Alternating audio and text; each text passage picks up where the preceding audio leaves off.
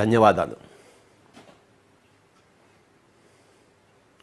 My dear masters, my dear friends and my dear God's,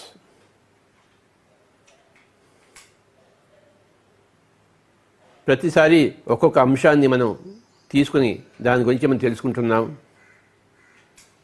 ఒక్కొక్క concept గురించి మనం తెలుసుకుంటున్నాం. ఈరోజు దృష్టిని బట్టే సృష్టి ఉంటుంది అని తెలుసుకుందాం. మనం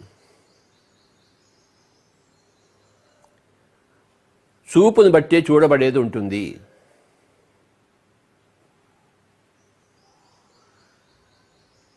ప్రపంచంలో చూడబడేవి అనంతంగా ఉన్నాయి.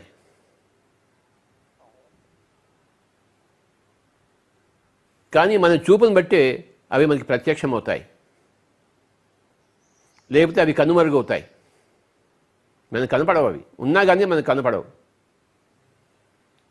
చూపుని బట్టి చూడబడేది ఉంటుంది, గుర్తుంచుకుందాము. ఇది గొప్ప సూత్రము, ఆధ్యాత్మిక సూత్రము.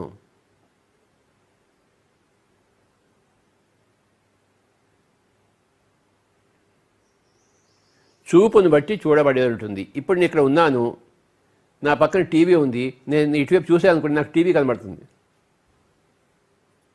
నా తల వెనకాల తిప్పి చూసాను అనుకోండి, నాకు కర్టెన్ కనబడుతుంది. నా చూపు నా ముందర ఉంటే నా వెనకాల ఉంటే నాకు కనబడదు కదా. నాకు కనపడటం లేదంటే అక్కడ లేనట్టు కాదు, అక్కడ ఉంది అది. కానీ నేను నా చూపుని బట్టే నాకు కనపడేది ఉంటుంది. ఇటువైపు తిప్పితే నాకు గోడ కనబడుతోంది, ఇటువైపు తిప్పితే టీవీ కనబడుతోంది. ముందు చూస్తే కెమెరా కనబడుతుంది, కెమెరా మ్యాన్ కనబడుతున్నాడు. వెనక చూస్తే నా యొక్క ఈ కర్టెన్ కనబడుతుంది. ఇవన్నీ ఉన్నాయి గదిలో, కానీ నా చూపును బట్టే అది నాకు ప్రత్యక్షమవుతుంది. ఇప్పుడు నా చూపు ఆ కెమెరా మీదే ఉంది, ఆ కెమెరా మ్యాన్ మీద ఉంది. అవే నాకు కనబడుతున్నాయి బాగా ప్రస్ఫుటంగా. నా చూపుని ఇటు తిప్పానుకోండి, ఓహో ఇక్కడ టీవీ ఉందా అని నాకు తెలుస్తుంది, ఇక్కడ లైట్ ఉందా అని తెలుస్తుంది, పైన ఫ్యాన్ ఉంటే ఫ్యాన్ ఉందా అని తెలుస్తుంది. పైకి వెళ్తే పైకి చూపిస్తే ఫ్యాన్ కనబడుతుంది, కింద చూస్తే నేల కనబడుతుంది. అన్నీ ఉన్నాయి, కానీ నా చూపు ఎక్కడ ఉంది, అది పాయింట్.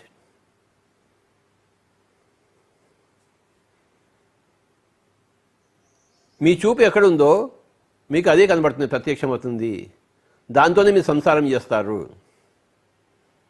మీకు కనపడిన దాంతో మీరు సంసారం ఎలా చేస్తారు? ఏది కనబడితే దాంతోనే సంసారం చేస్తారు. ఏది కనబడుతుంది? మీ చూపు ఎటువైపు ఉందో అది మీకు కనబడుతుంది. దుర్యోధనుడు, అర్జునుడు ఇద్దరు కృష్ణుడి దగ్గరికి వెళ్ళారు సహాయం కోసం. దుర్యోధనుడికి ఈయన పడుకున్నాడు కృష్ణుడు.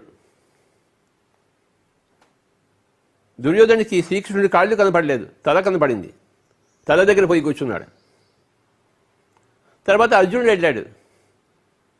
అర్జునుడికి కాళ్ళు మటుకే కనపడ్డాయి, ఆయన కాళ్ళ దగ్గర కూర్చున్నాడు.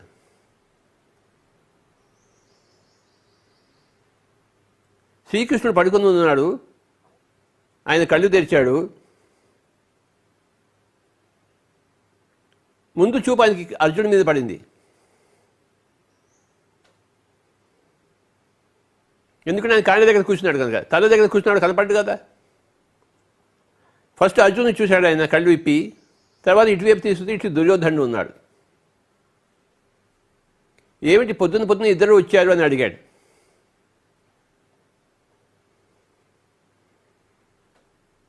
దుర్యోధనుడు అడిగాడు, మీ సహాయం కోసం వచ్చాం స్వామీజీ, మీరు మాకు సహాయం చేయాలి. అవునా? అర్జునుడు అడిగాడు, ఎందుకు వచ్చావు నాయన అంటే, సహాయం కావాలి స్వామీజీ అని చెప్పేసి. యుద్ధం జరగబోతోంది కదా, సహాయం కావాలి. సహాయం కావాలా? ఓకే, నేను సహాయం చేస్తాను. నేను ఒక పక్కన ఉంటాను, నా సైన్యం అంతా ఒక పక్కన ఉంటుంది. రెండింటిలో ఏది కావాలో ఒకటే కోరుకోండి, మీరు రెండూ లభించవు. అని అనుకుంటుండగా దుర్యోధనుడు నాకు ఫస్ట్ ఛాన్స్ రావాలని ఉబలాట పడుతున్నాడు. ఎందుకంటే ఆయనకి సైన్యం కావాలి. ఎక్కడ అర్జునుడు సైన్యం అడుగుతాడేమో అని చెప్పేసి ఆయన లోపల గోలపడుతున్నాడు. ఆయన ఆరాటం చూశాడు. స్వామీజీ నన్ను ఫస్ట్ అడగనిండి అన్నాడు దుర్యోధనుడు. కాదు కాదు, నిన్ను నేను ఫస్ట్ చూడలేదు, అర్జునుడిని ఫస్ట్ చూశాను అన్నాడు. కానీ నేను ఫస్ట్ వచ్చాను అన్నాడు దుర్యోధనుడు.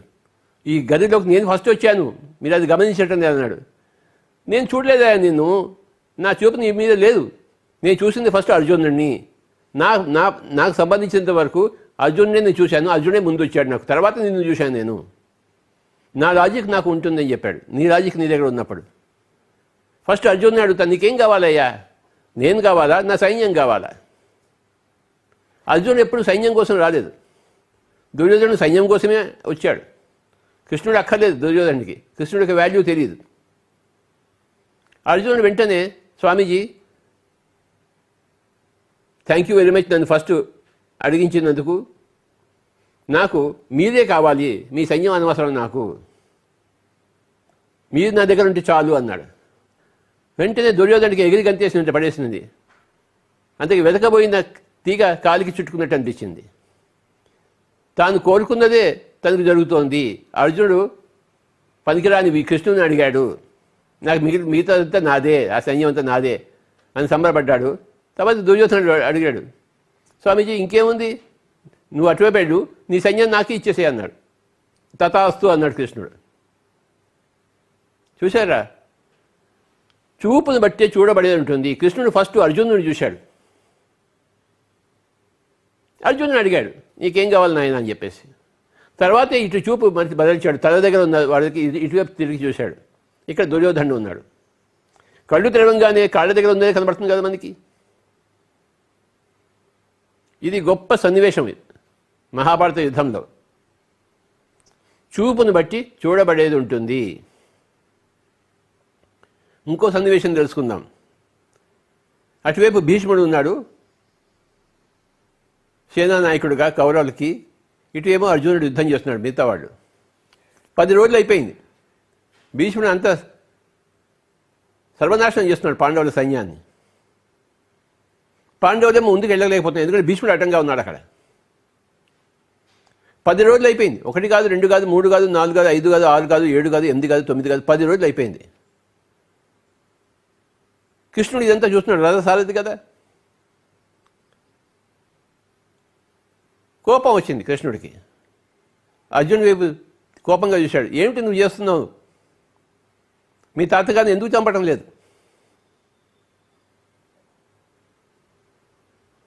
నేనే చంపేస్తా అని పోయి చక్రం పట్టుకుని వెళ్ళాడు, ముందుకు దూకాడు.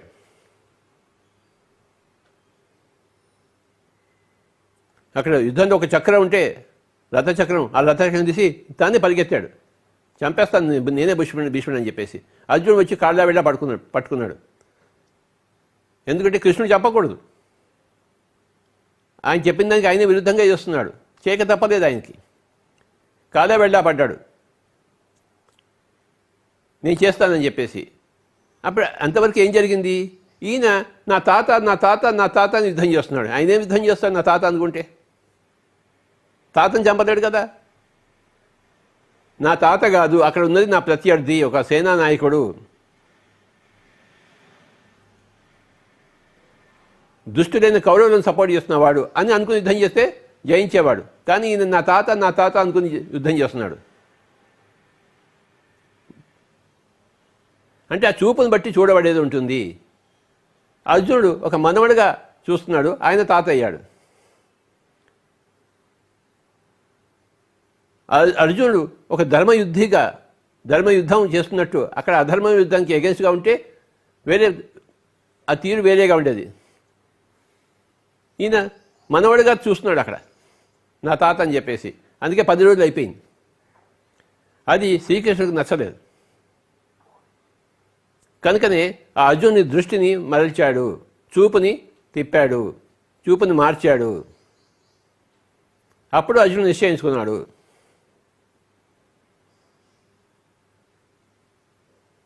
My dear friends. అప్పుడు అర్జునుడు వేయడం మొదలుపెట్టాడు గట్టిగా, ఆయనకు తూటు పడ్డాయి. అప్పుడు అర్జునుడి బాణాలు ఆయన శరీరానికి చేరాయి. ఆ దృష్టి మార్చి ఆయన బాణాలు వేయడం మొదలుపెట్టాడు. దాంతో ఆయన కింద పడిపోయాడు ఆ తూట్లతోని. చూపును బట్టి చూడబడేది ఉంటుంది, ఇది గొప్ప సత్యము.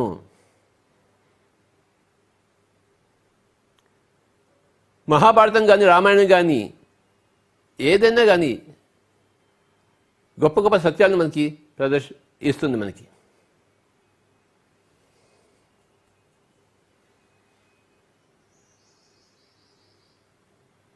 తండ్రి అరణ్యానికి వెళ్ళమని చెప్పాడు.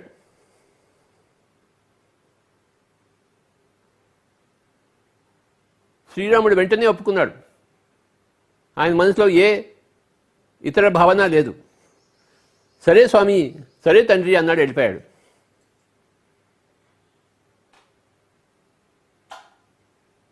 ఎదురు తిరిగి ఉండవచ్చు, నేనే కదా పెద్దవాడిని, నా రాజ్యాన్ని నాకు కావాలని చెప్పేసి. ఎవరా కైక అని దాన్ని తుంపేసి ఉండవచ్చు రాముడు. తను రాజ్యం చేయొచ్చు, కానీ ఆయన చూపు రాజ్యం మీద లేదు, వర్తమానం మీద లేదు, భవిష్యత్తు మీద ఉంది. భారతదేశానికి అంతా ఒక మార్గాన్ని చూపించే ఆ చూపు ఉంది. కనుక భారతదేశానికి అంతా రాబోయే కాలానికి అంతా ఒక మార్గం చూపించడం కోసమే ఆయన అరణ్యానికి వెళ్ళాడు. 14 సంవత్సరాలు సంతోషంగా వెళ్ళాడు. ఆయన చూపు వర్తమానం మీద లేదు, భవిష్యత్తు మీద ఉంది.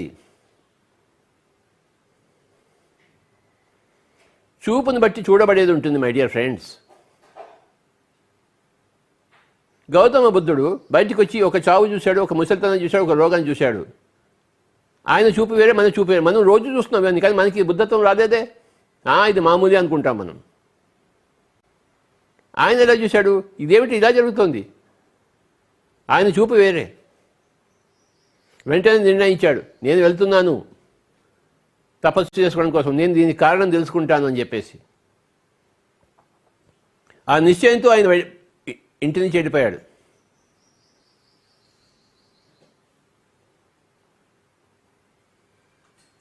ఆయన చేసిన సన్యాసాన్ని ఏమంటారు, వివిధిష సన్యాసం అంటారు. 4 రకాల సన్యాసాలు ఉన్నాయి. మర్కట సన్యాసము, ఆపత్ సన్యాసము, వివిధిష సన్యాసము, విద్వత్ సన్యాసం. 4 రకాల సన్యాసం ఉన్నాయి. ఆయన చేసింది వివిధిష సన్యాసం. ఈ 4 గురించి చెప్తాను. ఒకటేమో మర్కట సన్యాసం, రెండవదేమో ఆపత్ సన్యాసము, మూడవదేమో వివిధిష సన్యాసము, నాలుగవదేమో విద్వత్ సన్యాసము. నువ్వు ఏ విధంగా సన్యాసం తీసుకుంటున్నావో దాన్ని బట్టి నీ సన్యాసం ఉంటుంది. సన్యాసం అంటే వదిలిపెట్టేసడము. ఏం వదిలిపెడుతున్నావు నువ్వు? మర్కట సన్యాసం చూద్దాం. ఇంట్లో పెళ్ళాంతో కొట్లాడుతున్నాడు వాడు, ఎవడో ఒకడు ముదనష్టపు వాడు. వాడికి సంసారం మీద విరక్తి పట్టింది, ఆ పెళ్ళ మీద ఆ పిల్లల మీద విరక్తి పట్టింది. ఊరు వదిలి వెళ్ళిపోయాడు. హిమాలయాలకు వెళ్ళాడు. అక్కడ ఇంకో ఊరు వచ్చింది, అక్కడ ఇంకో అమ్మాయి దొరికింది. వెంటనే పెళ్లి చేసుకున్నాడు. అక్కడ ఇంకో సంసారం పెట్టాడు. అంటే వీడు ఏం వదిలిపెట్టేసినట్టు వీడు లెక్క. ఒక సంసారం మీద విరక్తి పట్టి ఇంకో సంసారం వెతుకున్నాడు వాడు, అంతే. ఇక్కడ ఊర్లో ఏమో వీడు సన్యాసించాడు అని ఉంటుంది, కానీ అక్కడ పోయి వాడు వేరే సన్యాసం పెట్టుకున్నాడు, వాడు వేరే సంసారం పెట్టుకున్నాడు. ఈ రకమైన సన్యాసాన్ని ఏమంటారు తెలుసా? మర్కట సన్యాసం, కోతి సన్యాసం అంటారు. ఇకపోతే రెండవ సన్యాసము ఆపత్ సన్యాసం. ఒకడు ఉంటాడు బాగా ధనికుడు, వాడు చచ్చిపోయే ముందు ఇంకో 2 నిమిషాలు చచ్చిపోతానంటే నేను సన్యాసిస్తున్నాను, నాకు ఇప్పుడు ఏం అక్కర్లేదు అంటాడు. వాడు ఎలా అనిపోతున్నాడు. వాడు ఏమనుకుంటాడు, ఇప్పుడు నేను సన్యాసిస్తే నాకు 5 లోకాల్లో అంత ఇన్సూరెన్స్ ఉంటుంది కదా అని చెప్పేసి పాలసీ. అదే ముందరే వాడు సన్యాసించాడు, ఎందుకంటే ఇంకా చావు రాలేదు. వాడు చావు దగ్గరకు వచ్చినాడు, ఆపద వచ్చినప్పుడు వాడు సన్యాసిస్తాడు. చచ్చిపోయిన తర్వాత నాకు వేరే లోకం కావాలి, మంచి లోకానికి వెళ్ళాలని చెప్పేసి. అది కూడా వ్యాపారమే వాడికి. దీన్ని ఆపత్ సన్యాసం అంటారు. ఇంకో 2 నిమిషాలు చచ్చిపోతుంటే వీడు సన్యాసించినట్టు. నాకు ఇప్పుడు నా పెళ్ళాం కాదు, నా మొగుడు కాదు, నా ఇల్లు కాదు, నా పిల్లలు కాదు, నా ఆస్తి కాదు, నేను సన్యాసిస్తున్నాను అంటాడు. అప్పుడే పడుకున్నాడు వాడు, మంచం మీద పడుకున్నాడు. 2 నిమిషాలు చచ్చిపోతాడు వాడు, నేను సన్యాసిస్తున్నాను అంటాడు. అదేదో చిన్నప్పుడు సన్యాసిస్తే బాగుంటుంది, కానీ వాడు ముసలివాడు చచ్చిపోతున్నాడు, అప్పుడే అదేం సన్యాసం? దీన్ని ఆపత్ సన్యాసం అంటారు మై డియర్ ఫ్రెండ్స్. ఇకపోతే వివిధిష సన్యాసం. అంటే నేను సత్యాన్ని తెలుసుకోవాలి అని ఇంటి నుంచి వదిలిపెట్టేవాడు బుద్ధుడులాగా. బుద్ధుడికి ఏం ఆపద రాలేదు. బుద్ధుడు సంసారం బాగానే ఉంది, ఇంకో సంసారం కోసం వెళ్ళలేదు ఆయన. ఆయన చేసింది మర్కట సన్యాసము కాదు, ఆపద సన్యాసం కాదు, వివిధ సన్యాసము. ఆయనకి సత్యం తెలియదు, నేను సత్యం తెలుసుకోవడానికి వెళ్తున్నాను అని చెప్పేసి వెళ్ళాడు ఆయన. సత్యం తెలుసుకున్నాడు, తిరిగి సంసారంలోకి రాలేదు. దాని పేరు వివిధిష సన్యాసము. వివేకానందుడు ఇలాగే తన ఇంటిని వదిలిపెట్టి వెళ్ళిపోయాడు 14 ఏళ్ల వయసులో. గురువుని వెతుక్కుంటూ గురువుని కనుక్కున్నాడు. తన ఇంటిని వదిలిపెట్టేశాడు వివేకానందుడు 14 ఏళ్ల వయసులో. బుద్ధుడు 29 ఏళ్ల వయసులో వదిలిపెట్టేశాడు ఇంటిని. వివేకానందుడు 14 ఏళ్ల వయసులో వదిలిపెట్టేశాడు.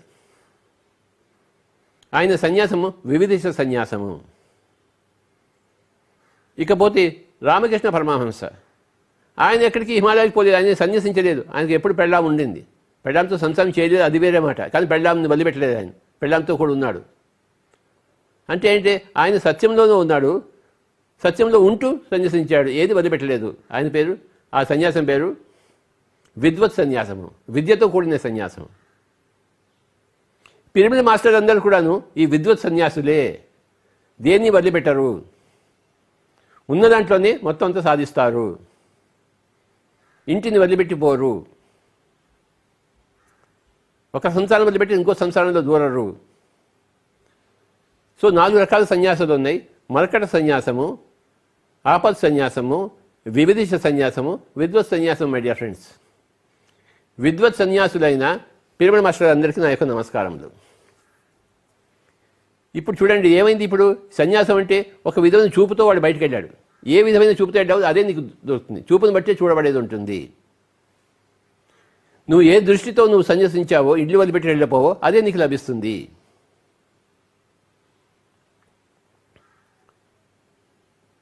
ఆపద సన్యాసి ఇల్లు వదిలిపెట్టిపోలేదు, చచ్చేటి సమయంలో ఇన్సూరెన్స్ పాలసీ తీసుకున్నాడు. వివిధ సన్యాసి ఇల్లు వదిలిపెట్టిపోయాడు, ఉన్నది వదిలిపెట్టేశాడు, ఒక భవిష్యత్తు మీద కోరికతో వెళ్ళాడు, వర్తమానాన్ని వదిలిపెట్టేశాడు. పొందాడు ఆయన, బుద్ధుడు పొందాడు, వివేకానందుడు పొందాడు. విద్వత్ సన్యాసులు ఈ వర్తమానాన్ని వదిలిపెట్టలేదు, వదిలిపెట్టకుండా భవిష్యత్తును పట్టుకున్నారు. ఎంత గొప్ప విషయం. వర్తమానాన్ని వదిలిపెట్టకుండా, సన్యసించకుండా భవిష్యత్తును పట్టుకోవడమే నిజమైన సన్యాసము, విద్వత్ సన్యాసము, పరిపూర్ణమైన సన్యాసము, పర్ఫెక్ట్ సన్యాసము.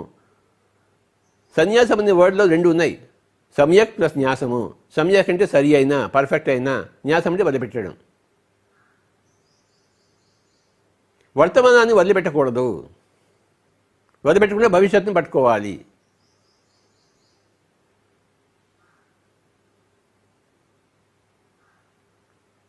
నేలను వదిలిపెట్టేసి నింగిలో సాము కాదు, నేల మీద కాళ్ళు ఉంటూ నింగిలో సాము చేయాలి మనం.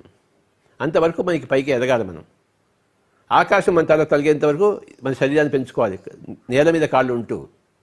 వర్తమానాన్ని వదిలిపెట్టేసి నింగిలో సాము కాదు. మన చూపు ఎలా ఉంది, మనకు వర్తమానం కావాలి, భవిష్యత్తు కావాలి, అది మన చూపు. పిరమిడ్ మాస్టర్ల చూపు వర్తమానం ఉంటుంది, భవిష్యత్తు లభిస్తుంది. వర్తమానాన్ని వదిలిపెట్టేస్తే భవిష్యత్తు అనుకుంటే అదానే ఉంటుంది. అది నువ్వు ఏదనుకుంటే అది అవుతుంది. నీ ఆత్మ చూపు ఎలా ఉందో నీ యొక్క జీవితము సార్థకం అలా అవుతుంది. ఆత్మ ఏ విధంగా చూస్తోంది అదే లభ్యమవుతుంది. చూపును బట్టే చూడబడేది ఉంటుంది, కోరికను బట్టే పొందబడేది ఉంటుంది.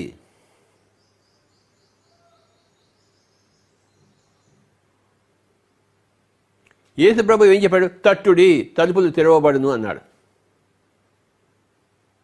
ఆ తలుపులు తెరుచుకోవాలి అనుకుంటే నువ్వు తట్టాలి వాటిని.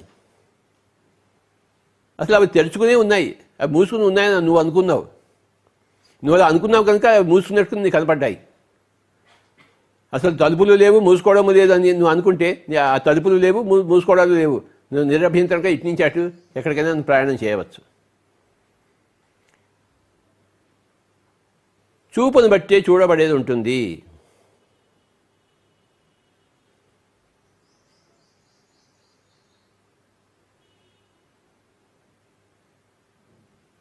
చూపు అంటే దృష్టి. ఎవడు చూస్తున్నాడు? నువ్వు చూస్తున్నావు, ద్రష్ట. నువ్వు ద్రష్టవి, నీకు దృష్టి ఉంది. నీ దృష్టి ఎటువైపు అంటే అటువైపు సృష్టి జరుగుతుంది. అంటే కొత్తగా అక్కడ రాదు, అక్కడ ఉన్నదే నీకు కనబడుతుంది. దృష్టిని బట్టే సృష్టి, చూపును బట్టే చూడబడేది.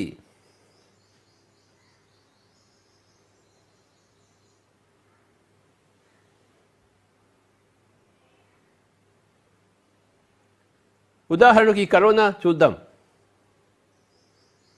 కరోనా ఎలాంటిది అని తెలుసుకుంటే చూడబడేవాడు, చూసేవాడు ఎలాంటి వాడు, ఆ కరోనా అనుభవించేవాడు ఎలాంటి వాడు, దాన్ని బట్టి ఆ కరోనా ఉంటుంది.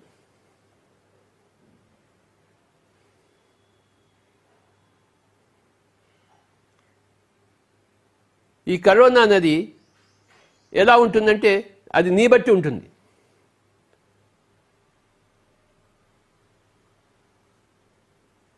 నువ్వు వరస్ట్ ఫెలో అనుకో, ఆ కరోనా నీకు వరస్ట్ థింగ్ ఇస్తుంది, నేను చంపేస్తుంది.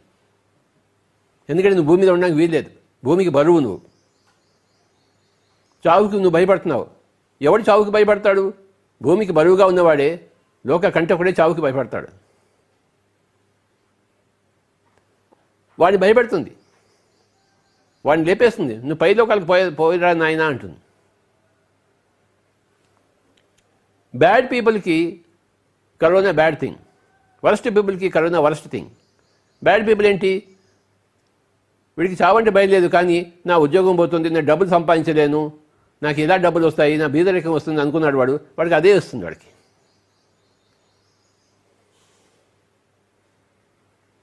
మంచి గుడ్ పీపుల్కి కరోనా గుడ్. ఓహో, నాకు ఇన్ని రోజులకి నాకు సమయం దొరికిందే,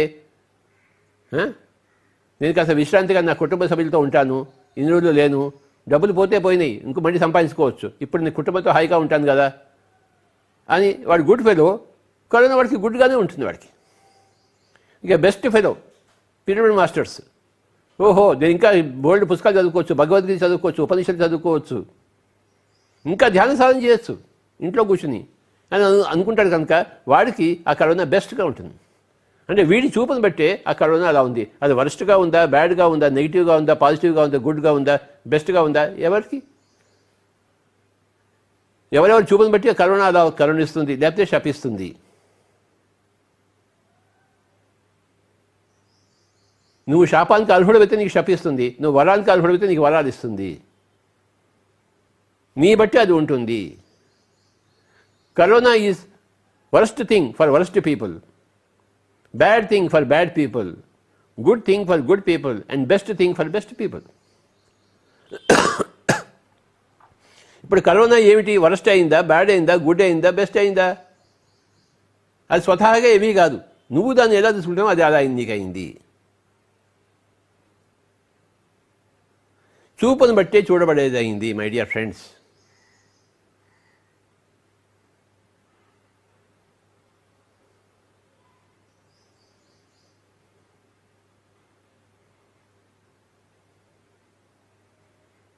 ఒకనొక రాక్షసుడు తపస్సు చేశాడు. ఎందుకోసం చేశాడు?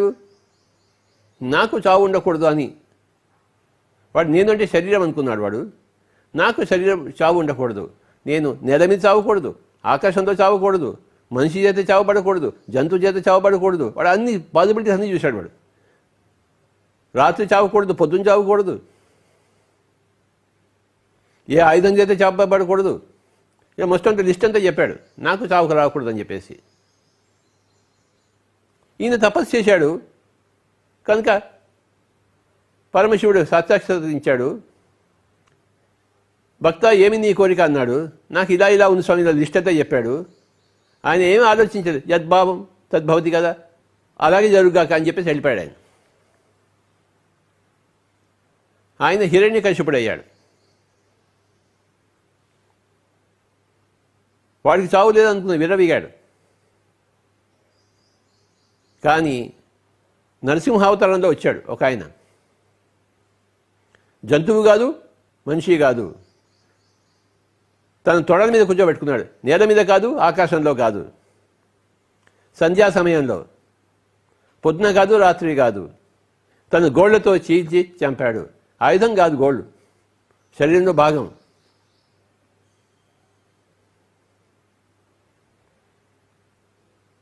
ఏ ప్రాబ్లంకైనా సొల్యూషన్ ఉంటుంది. నేను చావుదాం అనుకున్నాడు వాడు చచ్చిపోయాడు. వాడు నేను శరీరం అనుకుంటున్న వాళ్ళందరూ చచ్చిపోవాల్సిందే. ఎన్ని తపస్సులు చేసినా, ఎన్ని గొంతమ్మ కోరికలు కోరినా, ఎన్ని వరాలు పొందినా నువ్వు చావవలసిందే.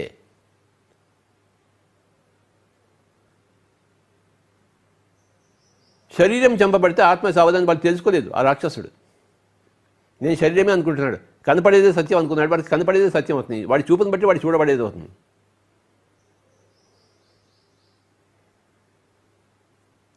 నాస్తికులకు పైదొకలు కనపడవు. ఎందుకంటే వాడి చూపు అటువైపు లేదు. నా పైన ఫ్యాన్ ఉంది, నేను కళ్ళు విప్పి పైకి చూస్తే కదా నాకు ఫ్యాన్ కనపడేది. నా కళ్ళు చూపు ఇటువైపు ఉంది, ఫ్యాన్ కనపడలేదు. ఫ్యాన్ లేదయ్యా అంటే ప్రకృతి పక్కన నవ్వుతుంది. ఫ్యాన్ ఉంది కానీ నువ్వు దాన్ని చూడటం లేదు, అంతే అన్నాడు. ఒక ఊర్లో ఏమైందంటే ఒక కొడుకు ఒక తల్లిని పోగొట్టుకున్నాడు.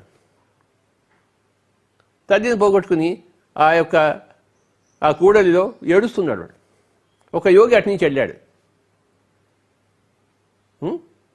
ఎందుకయ్యా ఏడుస్తున్నావు అన్నాడు. నా తల్లి చచ్చిపోయింది స్వామీజీ అన్నాడు ఏడుస్తూ. అప్పుడు యోగి నవ్వుతూ అన్నాడు, నీ తల్లి చచ్చిపోలేదయ్యా, నీ తల్లిని చూసే కళ్ళు నీకు చచ్చిపోయాయి అన్నాడు. నీ తల్లి బతికే ఉంది కానీ ఆ తల్లి చచ్చిపోయింది అనుకుంటున్నావు. ఎందుకంటే ఇప్పుడు నీ తల్లిని నువ్వు చూడగలిగే నీ కళ్ళు చచ్చిపోయాయి, నీ తల్లి చచ్చిపోలేదు అన్నాడు. ఎంత చక్కగా చెప్పాడు చూడండి. నీ తల్లిని చూసే చూపు నీ దగ్గర లేదు కనుక నీ తల్లి కనబడటం లేదు. నాకు నీ తల్లి కనబడుతోంది. ఎందుకంటే ఆయన యోగి ధ్యానం చేశాడు. 3వ కన్ను ఉంది ఆయనకి ఆ తల్లి ఎందుకు కనబడదు? పక్కనే ఉంది వాడికి, పక్కనే. కానీ ఆ తల్లి వాడికి కనపడలేదు. నా తల్లి పోయిందో అని ఏడుస్తున్నాడు వాడు. పక్కనే ఉన్న తల్లి వీడికి కనపడటం లేదు కనుక ఆవిడ లేదు అనుకుంటున్నాడు వాడు. ఆవిడ నిజంగానే లేదు. ఈ అబ్బాయికి ఆవిడ నిజంగానే లేదు. ఎందుకంటే వీడు చూస్తే కదా ఆవిడ చూడబడేది ఉంటుంది. పైన నేను తలకాయ తిప్పితేనే నాకు ఫ్యాన్ కనబడుతుంది, లేకపోతే కనపడదు. అది నాకు కనపడకపోయినంత మాత్రం అది లేదు అనుకోవడం మహామూర్ఖత్వము. అది నీకు కనపడటం లేదు అంతే. అది ఉంది అక్కడ. నీ చూపు అటువైపు ప్రసరించబడలేదు కనుక అది నీకు ప్రస్ఫుటం కాలేదు, అది నీకు వ్యక్తం కాలేదు. అది అక్కడ వ్యక్తంగానే ఉన్నా, అది అందరికీ వ్యక్తంగానే ఉన్నా, నీకు మటుకు అది అవ్యక్తం. నీ చూపు అటువైపు లేదు. అర్జునుడు అడిగాడు కృష్ణుడిని, నేను వీళ్ళందరినీ ఎందుకు చంపాలి? అర్జునుడు అందరినీ శరీరాలుగానే చూస్తున్నాడు. నేను వీళ్ళందరినీ చంపను, భిక్షాటన ఎత్తుకుంటాను అన్నాడు. పక్కన నవ్వాడు కృష్ణుడు. నువ్వెవరు వాయి చంపేది? ఆత్మ చంపబడదు, చావదు. అగ్నిలో వేసిన ఆత్మ చావదు, కాల్చబడదు, నీటితో తడపబడదు. నైనం చిందంతి శస్త్రాణి నైనం దహతి పావకః నైనం క్లేదయంతి ఆపో నశోషయతి మారుతః. కృష్ణుడు ఆత్మను చూస్తున్నాడు, అర్జునుడు శరీరాన్ని చూస్తున్నాడు. నరుడు, ఆయన నారాయణుడు. నరుడు ఎప్పుడు శరీరాన్ని చూసేవాడు. శరీరాన్ని అదొకటే ఉన్నది అనుకున్నవాడే నరుడు. ఆత్మను తెలుసుకున్నవాడే నారాయణుడు.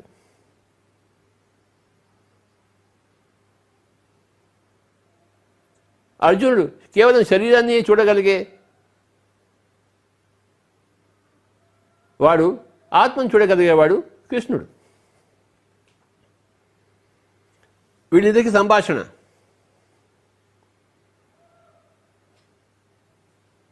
చిన్నపంచి అర్జునుడు ధ్యానం చేయలేదు, విలువిద్య నేర్చుకున్నాడు. కానీ శ్రీకృష్ణుడు చిన్నపంచి ధ్యానం చేశాడు. అదే వాళ్ళిద్దరికీ ఉన్న తేడా. ఈయన నరుడుగా మిగిలిపోయాడు, ఆయన నారాయణుడు అయ్యాడు.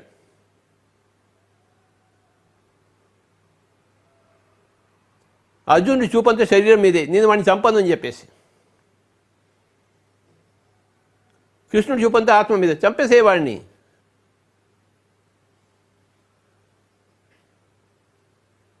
హతోవా ప్రాప్తసి స్వర్గం జిత్వా వా భోక్ష్యసే మహీం. నువ్వు వాడిని చంపావనుకో, ఆ యుద్ధం నువ్వు చచ్చావనుకో, నువ్వు స్వర్గానికి వెళ్తావు. నువ్వు వాడిని చెప్తే వాడు స్వర్గానికి వెళ్తాడు.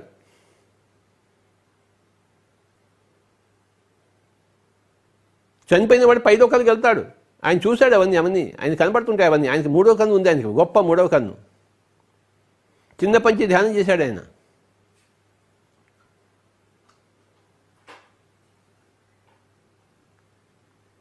ధ్యానం చేసిన వాడికి చూపు ఒక విధంగా ఉంటుంది, ధ్యానం చేయని వాడి చూపు వేరే విధంగా ఉంటుంది. యుద్ధ విద్య నేర్చుకున్న వాడి చూపు ఒక విధంగా ఉంటుంది, యుద్ధ విద్య నేర్చుకుని వాడి ఒక చూపు వేరేగా ఉంటుంది. వాడు పడిపోతాడు, వాడు యుద్ధానికి రాడు. వాడు యుద్ధాన్ని నేర్చుకున్నవాడు నేను యుద్ధం చేస్తాను అని యుద్ధానికి వస్తాడు వాడు.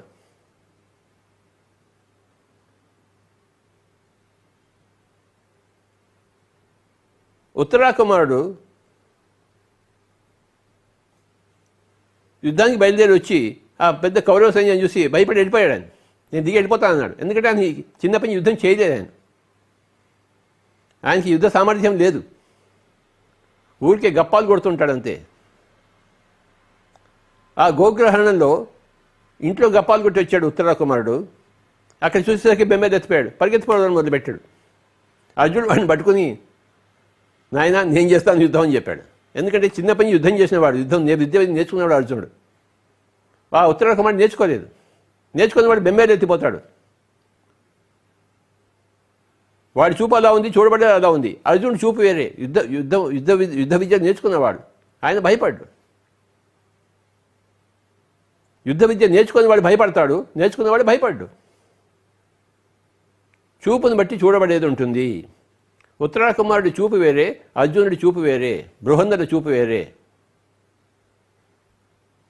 పిరమిడ్ మాస్టర్స్ అంతా కరోనా ఎలా చూస్తారు? ఎంత బాగుందో నాకు. ముఖ్యంగా నా సంగతి తీసుకోండి మీరు. నేను తిరిగి అలసిపోయి ఉన్నాను, అయినా తిరుగుతూనే ఉన్నాను. కానీ ఎంతోమంది చెప్పారు, స్వామీజీ మీరు రెస్ట్ తీసుకోండి. నేను రెస్ట్ తీసుకోలేదు. నాకు ఆ చూపే లేదు, నేను పని చేయాలి. కానీ ఈ కరోనా వచ్చి నన్ను ఇంట్లో కూర్చోబెట్టింది. 4 రోజుల నుంచి నేను హాయిగా కూర్చున్నాను. ఆ కరోనా రాకపోతే నేను ఇలా ఇంట్లో కూర్చునేవాడినా కాదు కదా. ఎప్పటిలాగే తిరుగుతూనే ఉండేవాడిని. ఊపిరి ఉన్నంత వరకు తిరుగుతూనే ఉండేవాడిని. కానీ నాకు ఊపిరి ఉంది, కానీ ఈ కరోనా వల్ల ఇంట్లో కూర్చోవడం మొదలుపెట్టాను. నాకు తప్పలేదు. Okay, accept.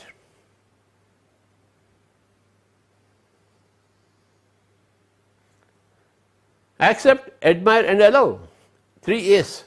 దీన్ని యాక్సెప్ట్ చేశాను, దీన్ని అడ్మైర్ చేస్తున్నాను. ఇప్పుడు నేను ఎంత బాగుందో నాకు కరోనా. రోజుకి 3 సినిమాలు చూస్తున్నాను. నాకు కావాల్సినవన్నీ అడిగి వంట చేయించుకుంటున్నాను. పిఎంసీ వాళ్ళే నా ఇంటికి వచ్చి నాకు ఇవన్నీ రికార్డ్ చేస్తున్నారు. నేను వాళ్ళ పిఎంసీ ఆఫీస్కి వెళ్ళక్కర్లేకుండా నాకు కావాల్సిన పుస్తకాలన్నీ చదువుకుంటున్నాను. శ్రీనివాస్ రెడ్డి మాస్టర్ కిందే ఉన్నాడు. ఆయన కొత్త పుస్తకాలు ఇస్తూనే ఉన్నాడు, ప్రతిరోజు అందిస్తూనే ఉన్నాడు. నాకు ఈ కరోనా గొప్ప వరం అయిపోయింది.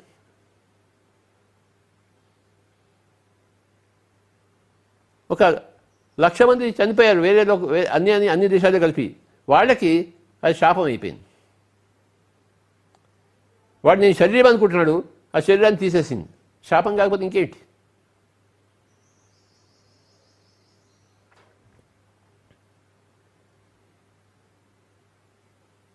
ఎవరికి ఏది ఇవ్వాలో అది వాడికి అది ఇస్తుంది కరోనా. నేను శరీరమే మాత్రమే అనుకున్నవాడు, మాంసం తినేవాడు, ఇతర జంతువులను చంపేవాడు, జంతువులను నాశనం చేసి తాను పొట్ట గడుపుకునేవాడు. ఆ చైనాలో ఏ జంతువు కదా కనపడిన వాళ్ళు ఇలా పట్టుకుని ఇలా తినేస్తారు అంతే. రాగా నోట వేసుకుంటారు అంతే. ఆ ఎలకని, ఆ తేలుని, ఆ జెర్రిని, ఆ వానపాముని.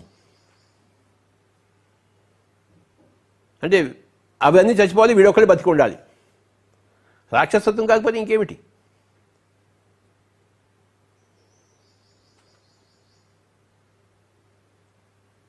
ఎలాంటి వాళ్ళకి ఉన్నారో అలాంటి వాళ్ళకి ఆ విధంగానే కరోనా చూపుతుంది. చూసేవాడి దృష్టి బట్టి చూడబడేది ఉంటుంది. My dear friends, corona is worst thing possible for worst possible people. Corona is bad for bad people. Corona is good for good people. And corona is best thing possible for best possible people. నాకు ఇది బెస్ట్గా ఉంది. ఇన్ని రోజులు నేను తిరిగి అలసిపోయి ఉన్నాను, అయినా తిరుగుతూనే ఉన్నాను. ఇప్పుడు నాకు మంచి ఊరట కలిగింది, మంచి రెస్ట్. నేను బాగా పడుకుంటున్నాను, నిద్రపోతున్నాను, టీవీ సినిమాలు చూస్తున్నాను, పుస్తకాలు చదువుకుంటున్నాను, మంచి వంటలు చేస్తూ భోజనం చేస్తున్నాను, అందరితో హాయిగా ఇంట్లో కూర్చొని గప్పాలు కొడుతున్నాను ఫోన్ తీసుకుని. నాకు ఇంతకన్నా ఏం కావాలి?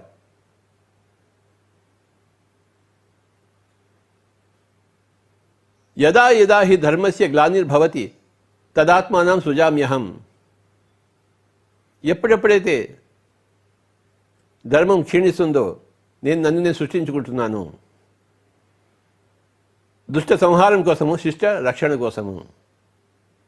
పరిత్రాణాయ సాధూనాం వినాశాయ చ దుష్కృతం. అంటే రెండు విధాలు చెప్తున్నాయి. సాధువులను రక్షించడం కోసము, దుష్కృతాలు చేసేవాడిని శిక్షించడం కోసము. ఇప్పుడు కరోనా అదే జరుగుతోంది.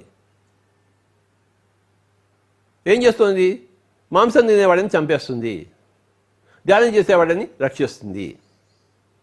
పరిత్రాణాయ సాధూనాం, సాధువులను రక్షించడం. త్రాణం అంటే రక్షించడం, పరిత్రాణ ఇంకా ఎక్కువ విశేషంగా రక్షించడం కోసం.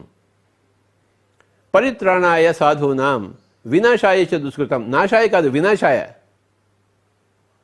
త్రాణాయ సాధూనాం నాశాయ దుష్కృతం ధర్మ స్థాపనార్థాయ భవామి యుగే యుగే అనొచ్చు. కానీ ప్రతిదానికి ఒక ఉపసర్గం పెట్టేసి దాని నుంచి బలోపేతం చేశాడు. పరిత్రాణాయ సాధూనాం వినాశాయ చ దుష్కృతం ధర్మ సంస్థాపనార్థాయ సంభవామి యుగే యుగే అన్నాడు. పరిత్రాణాయ పరి, వినాశాయ వి,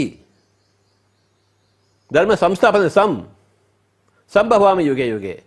త్రాణాయ సాధూనాం నాశాయ చ దుష్కృతం ధర్మ స్థాపనార్థాయ భవామి యుగే యుగే అనొచ్చు. అదే అర్థం వస్తుంది. కానీ విశేషంగా నొక్కి చెప్పాడు ఆ శ్లోకంలో. పరిత్రాణాయ సాధూనాం వినాశాయ చ దుష్కృతం ధర్మ సంస్థాపనార్థాయ సంభవామి యుగే యుగే. ఇప్పుడు కరుణా దేవత అదే చేస్తూ వస్తుంది. సాధువులందరినీ రక్షించడం కోసము, దుష్కృతాలు అంటే మాంసం తినేవాళ్ళని జంతు చంపడం కోసము, ధర్మ స్థాపన కోసము యుగే యుగే నేను వస్తూనే ఉంటానని ప్రకృతి మాత చెప్తుంది. ఊరికే కూర్చోదు ప్రకృతి మాత, ఎవరు ఊరికే కూర్చోరు. మనకి ఊరికే కూర్చున్నట్టు కనిపిస్తారు. ఒక సుప్రీంకోర్టులో ఒక కేసు ఉంది, లాయర్లు ఇద్దరు వాదిస్తున్నారు. మనం ఇంకా సుప్రీంకోర్టులో జడ్జిమెంట్ ఇంకా రాదేంటి అనుకుంటుంటాం. ఆ సుప్రీంకోర్టుకి తొందర ఏమీ లేదు, అన్ని వాదాలు వింటుంది, చివరిగా ఒక జడ్జిమెంట్ ఇస్తుంది. ఆ జడ్జిమెంట్కి 2 సంవత్సరాలు పట్టవచ్చు. ఆ సుప్రీంకోర్టుకి తొందర ఏమీ లేదు, కానీ జడ్జిమెంట్ ఇచ్చి తీరుతుంది వాదనని విన్న తర్వాత. అలాగే ఆ సుప్రీంకోర్టు జడ్జిమెంట్ ఇచ్చినట్టే ప్రకృతి మనకు కూడా జడ్జిమెంట్ ఇస్తుంది. కానీ వాదనలన్నీ విన్న తర్వాత, అందరికీ అన్ని ఛాన్సులు ఇచ్చిన తర్వాత మీ వాదనలు మీరు వినిపించండి అని అందరికీ ఛాన్స్ ఇస్తుంది. చివరిలో తన జడ్జిమెంట్ తాను ఇస్తుంది. ఈ ప్రకృతి మాత యొక్క జడ్జిమెంటే కరోనా వైరస్, లేకపోతే ఒక సునామీ, ఒక భూకంపం, ఏదైనా కానివ్వండి. వాదనలన్నీ విన్న తర్వాత తీరిగ్గా తన జడ్జిమెంట్ ఇస్తుంది. సుప్రీంకోర్టు ఇచ్చినట్టు తొందరపడదు, దేనికి తొందర లేదు. ఆ సుప్రీంకోర్టు జడ్జికి తొందర లేదు. వినిపించు, నీ వాదన ఇంకెంత అంత వినిపించు, నీకు ఇంకా టైం ఇస్తాను, వాయిదా వేస్తాను, వాయిదా మీద వాయిదా. ఆ నేరస్తులు ఏమనుకుంటారు, నాకు టైం ఇంకా దొరికిందని సంబరపడుతుంటారు. మిగతా వాళ్ళు ఏమనుకుంటారు, వీడికి ఇంకా ఎందుకు శిక్ష పడలేదు, ఆ జడ్జిమెంట్ ఇంకా ఎందుకు ఇవ్వబడలేదు, ఆ జడ్జి ఇంకా సోమరిపోతుగా ఉన్నాడే, వీళ్ళ పక్షంగా ఉన్నాడేమో జడ్జి అని ఇలాంటి అపవాదాన్ని వేస్తుంటారు. కానీ జడ్జి కూల్గా ఉంటాడు, తన పని తాను చేస్తాడు. అలాగే ప్రకృతి మాత కూల్గా ఉండి తన పని తాను చేసుకుంటోంది. నీ చూపు ఎలా ఉందో నీకు ఇవ్వబడేది అలానే ఉంటుందని చెప్తాను.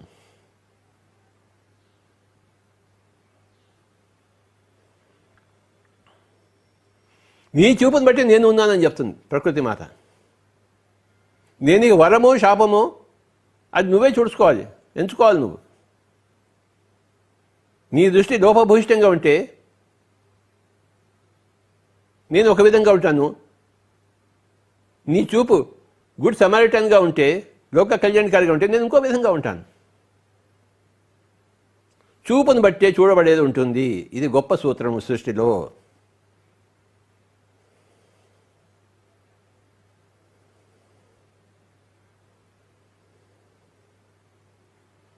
పిరమిడ్ మాస్టర్లు అందరూ రాత్రనక పగలనక ఎంత కష్టపడ్డారో నాకు తెలుసు, మీకు తెలుసు, అందరికీ తెలుసు. పిరమిడ్ మాస్టర్లు అందరికీ తెలుసు.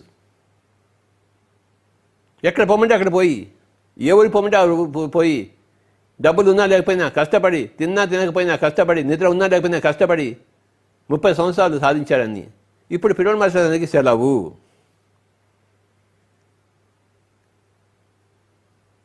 పృథ్వీమాత చెప్పింది, మీరందరూ ఇంకా రెస్ట్ తీసుకోండి, మీకు రెస్ట్ ఇది.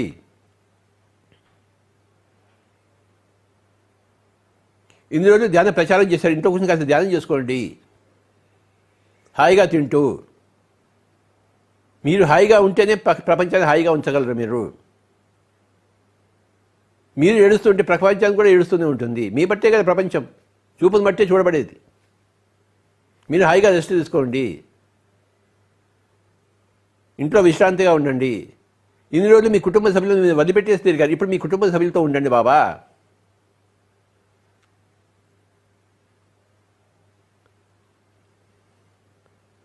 So remember these 4 points. Karuna is the worst thing possible for worst possible people. Karuna is very bad for very bad people. Karuna is bad for bad people. Karuna is good for good people. Karuna is very good for very good people. Karuna is the best thing possible for best possible people. నువ్వు వర్స్టా, versa, బ్యాడా, గుడ్డా, బెటరా, బెస్టా నువ్వు చూసుకో. నువ్వు worst fellow అయితే corona కూడా నీకు worst థింగే ఇస్తుంది. నువ్వు వరస్ట్ ఫెలో అయితే కరోనా నీకు వరసగానే ఉంటుంది. నువ్వు బ్యాడ్ ఫెలో అయితే కరోనా నీకు బ్యాడ్ అవుతుంది. నువ్వు గుడ్ ఫెలో అయితే కరోనా నీకు గుడ్ అవుతుంది. నువ్వు బెటర్ ఫెలో అయితే కరోనా నీకు బెటర్ థింగ్స్ ఇస్తుంది. నువ్వు బెస్ట్ ఫెలో అయితే corona is the best thing for you. For me it is the best thing because I am one of the best people. So corona నాకు ఏం చేస్తుంది? నాకు బెస్టే ఇస్తుంది, ఇచ్చింది. ఇప్పుడు ఈ సంవత్సరం అంతా కరోనా ఉన్నా నాకు బెస్టే. నేను హాయిగా ఇంట్లో కూర్చుంటాను.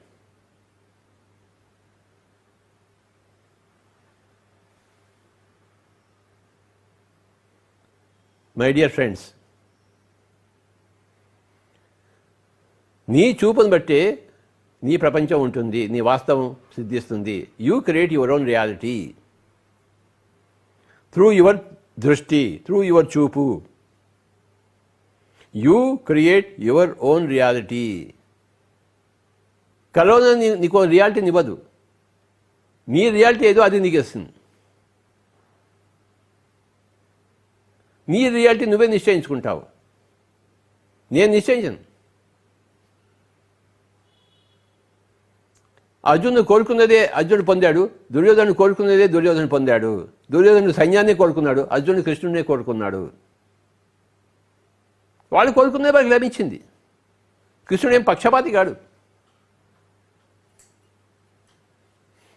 వాళ్ళు ప్రగాఢంగా ఏది కోరుకున్నారో అదే వాళ్ళకి ఇచ్చారు. చూసారా? దుర్యోధనుడికి కృష్ణుడు అక్కర్లేదు, అర్జునుడికి కృష్ణుడి సైన్యం అక్కర్లేదు. అదే పొందారు వాళ్ళు. ముందు వచ్చినా తర్వాత వచ్చినా, ముందు అడగబడినా తర్వాత అడగబడినా వాళ్ళకి కోరిక వాళ్ళకి నెరవేరింది. అది సృష్టి యొక్క ధర్మము. ఎవరికి ఏది కావాలో అది వాళ్ళకి ఇస్తుంది. హిరణ్యకశిపుడు తపస్సు చేశాడు, నా ఇలా చాపకూడదు అలా చాపకూడదు ఇచ్చేశాడు శివుడు. ఆలోచించేవాడు వాడు, ఇచ్చేస్తాడు అంతే. తర్వాత తిరిగి ప్రాబ్లం సాల్వేషన్. ఎవడు అడిగినా వాడికి అది లభించబడుతుంది. సృష్టి ధర్మము.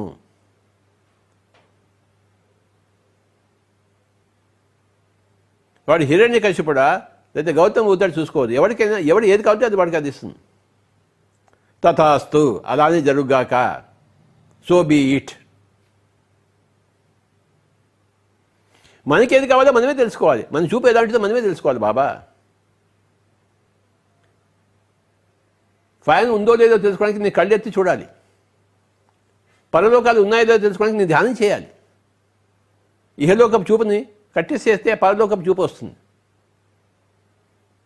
నేను పైన ఉన్న ఫ్యాన్ చూడాలంటే నా ముందున్న కెమెరాని చూడడం మానేసి పై వైపు నా కళ్ళు తిప్పాలి. నా కళ్ళు ఉన్నాయి, కానీ నా కళ్ళని పై వైపు తిప్పితే ఓహో ఫ్యాన్ ఉందా, ఇందాక నుంచి నాకు తెలియదే. ఫ్యాన్ ఉన్నా నేను వాడుకోలేదే ఫ్యాన్ని అని తెలుస్తుంది. ఇప్పుడు ఫ్యాన్ తిప్పబోయా ఫ్యాను గాలి వస్తుంది అంటాను నేను. అది ఫ్యాన్ ఉన్నదే గాలి కోసం. పైలోకాలు ఉన్నవాళ్ళే నీకు సహాయం చేయడం కోసం, కానీ అవి ఉన్నాయనే నీకు తెలియదు. నువ్వు వాళ్ళు ఎలా సహాయం చేస్తారు? ఫ్యాన్ వేయవయ్యా,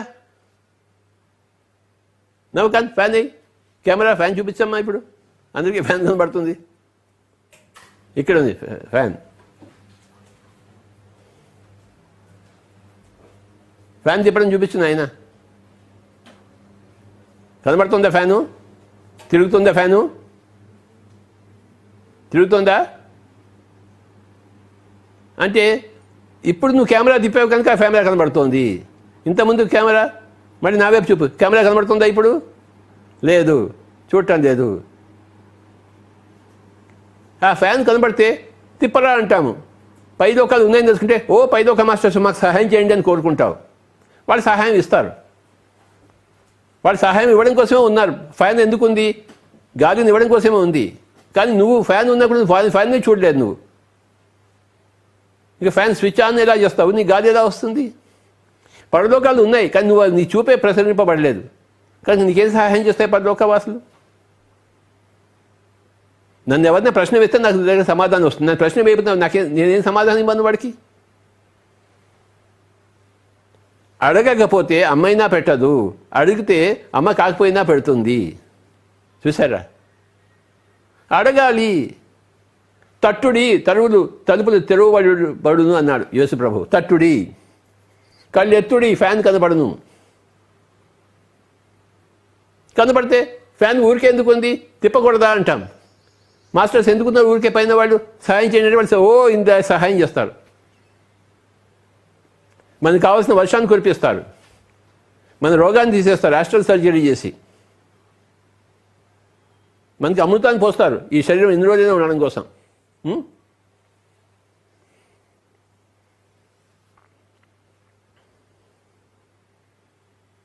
సీతాదేవి లంకలో 1 సంవత్సరం ఉంది. ఏమీ తినలేదు ఆవిడ, ఏమీ తాగలేదు, అయినా బతికుంది. ఎందుకని అమృతాన్ని చూశారు దేవతలు.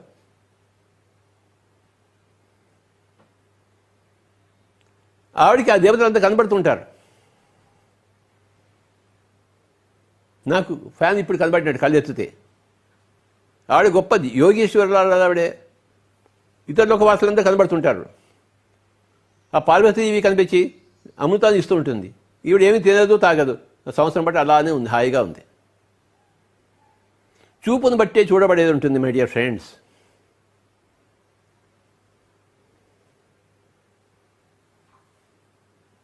మీ చూపును మార్చుకోండి.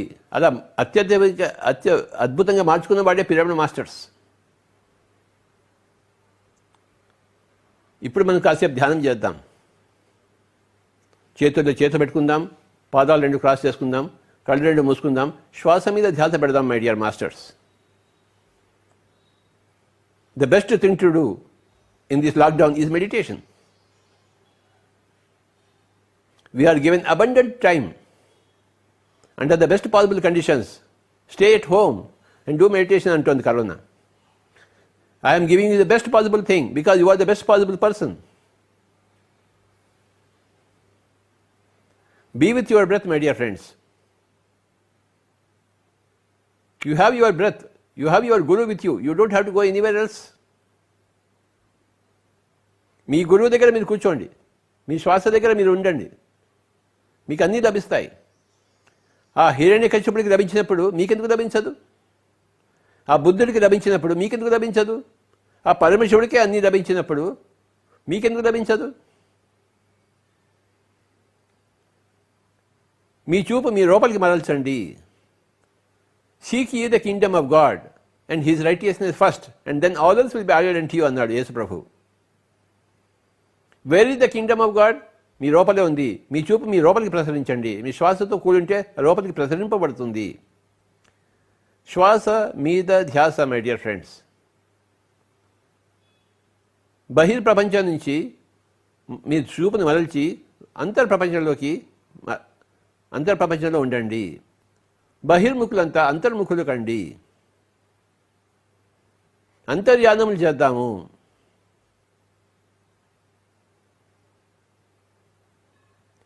బయటి ప్రపంచానికి అంతర్ధానం అవుదాము, లోపల ప్రపంచానికి ప్రత్యక్షం అవుదాం. చూపును బట్టి చూడబడేది ఉంటుంది. ఈ బయటికి చూసే ఈ రెండు కళ్ళు మూసేసుకుందాం.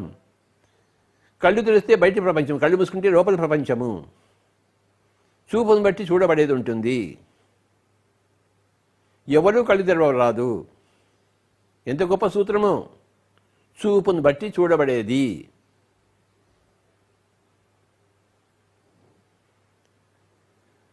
ఎవరి వాస్తవానికి వాడే సృష్టికర్తలు. You create your own reality. మీ రియాలిటీని మీరే సృష్టించుకోండి. సీత లంకలో ఉన్నప్పుడు సంవత్సరం అంతా ఏమీ తినలేదు, ఏమీ తాగలేదు, నీళ్లు కూడా ముట్టుకోలేదు. ఆ రాక్షసులు ఇచ్చిన నీటిని కొద్దిగా ఫస్ట్లో తాగింది, మాయా ప్రపంచంలో మునిగిపోయింది. తర్వాత పార్వతీదేవి చెప్పింది, నువ్వు ఆ నీళ్లు తాగకు, ఆ ఫుడ్ తినకు అని చెప్పేసి. ఆ రాక్షసులు తయారు చేసే నీళ్లు నీకు వద్దు.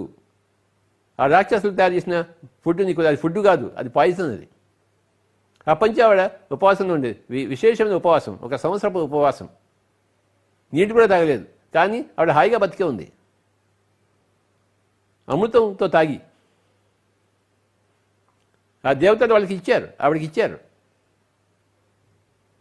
ఎవరూ కళ్ళు తెరవరాదు. శ్వాస మీద ధ్యాస మై డియర్ ఫ్రెండ్స్. శ్వాసానుసంధానం. ఉచ్ఛ్వాస నిశ్వాసాలతో కూడి ఉందాం. ఎంత గొప్పదో ఈ లోచూపు ధ్యానం. ధ్యానం అంటే లోచూపు, inner vision, inner existence, inner worlds becoming accessible. లోచూపు. విజన్ ఉంది మనకి, ఎంతసేపు అవుటర్ విజన్ ఉంది. అదే విజన్ మనం ఇన్వర్ట్ చేయాలి. ఇన్నర్ విజన్గా రూపొందిస్తే ఇన్నర్ వరల్డ్స్ అన్నీ ప్రస్ఫుటమవుతాయి. చూపును బట్టి చూడబడేది ఉంటుంది.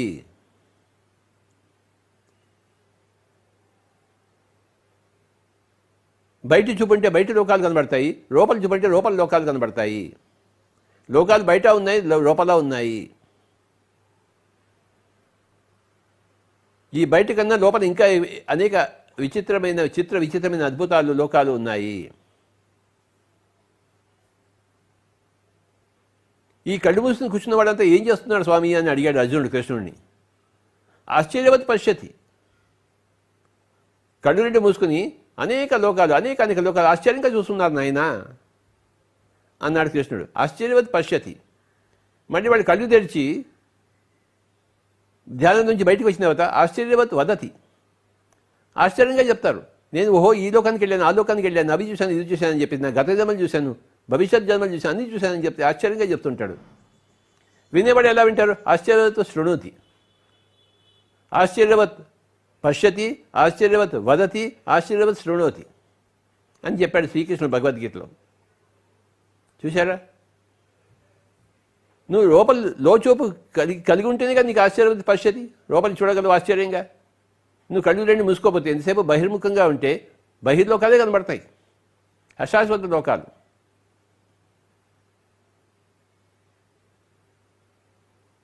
విశేషంగా దుఃఖాన్ని కలిగించే లోకాలు.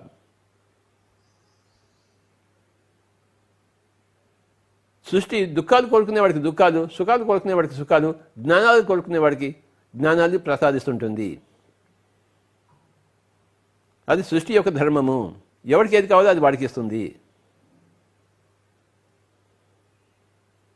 నీకేం కావాలో ఏమొద్దో నువ్వే నిర్ణయించుకోవాలి. నీ చూపు ఎటువైపు ఉంటుందో అటువైపే విశ్వం సృష్టింపబడుతుంది.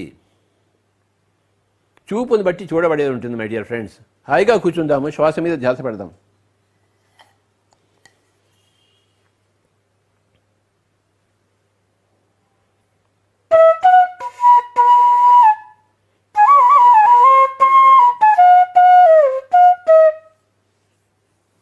ఎవరూ కళ్ళు తెరవకూడదు.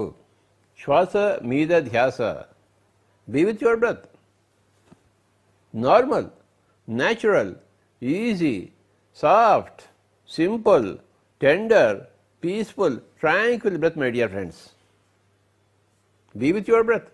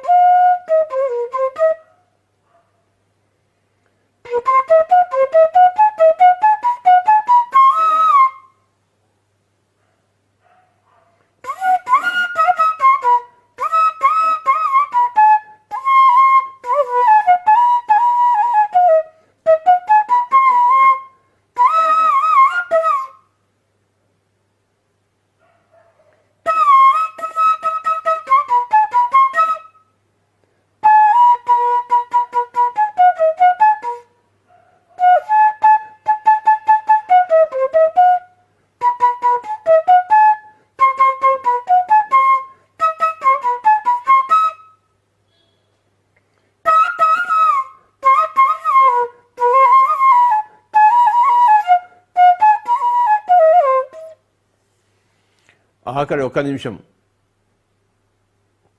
Only 1 minute my dear friends. Be with your breath. లోచూపు కావాలి మనకి.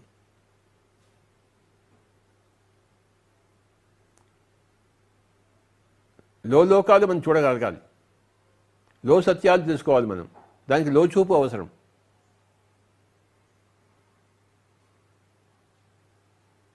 లోచూపు లేకపోతే లోక సత్యాలు లేవు, లోకాలు లేవు బాబా. చూపును బట్టి చూడబడేది ఉంటుంది. ఆఖరి ఒక్క నిమిషము. లోచూపు, లో సత్యాలు, లోకాలు. My dear friends,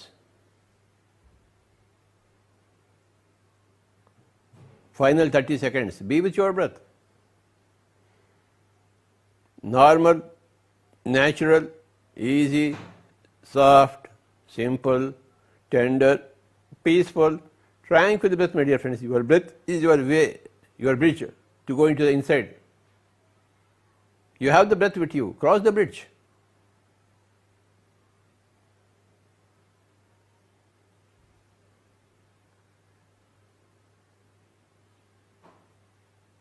The breath is the bridge between outer worlds and inner worlds. So cross the bridge. You have the bridge always with you. The breath is always with you. Just be with your breath. సుఖమయ ప్రాణాయామం ఆఖరి 10 సెకండ్లు. Anapanasati 9, 8, 7, 6, 5, 4, 3, 2, 1, 0. Kindly place your hands on your eyes for 5 seconds.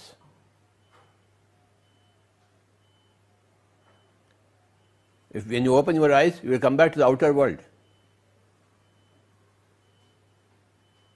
5, 4, 3, 2, 1, 0. Slowly remove your hands and open your eyes. Thank you very much, my dear friends. చూపును బట్టి చూడబడేది ఉంటుంది. ఈ సూత్రము తెలుసుకుని మననం చేసుకుని, శ్రవణం విని మననం చేసుకుని అభ్యాసంలో పెట్టుకుంటే మనకి సాక్షాత్కారం అవుతుంది. అప్పుడు మన సాక్షాత్కారం అయిన తర్వాత మనం లోక కళ్యాణం చేస్తాం, మై డియర్ ఫ్రెండ్స్. చూపుని బట్టి చూడబడేది ఉంటుంది. ఇది గొప్ప సూత్రం, మహాసూత్రము, ఆధ్యాత్మిక సూత్రము.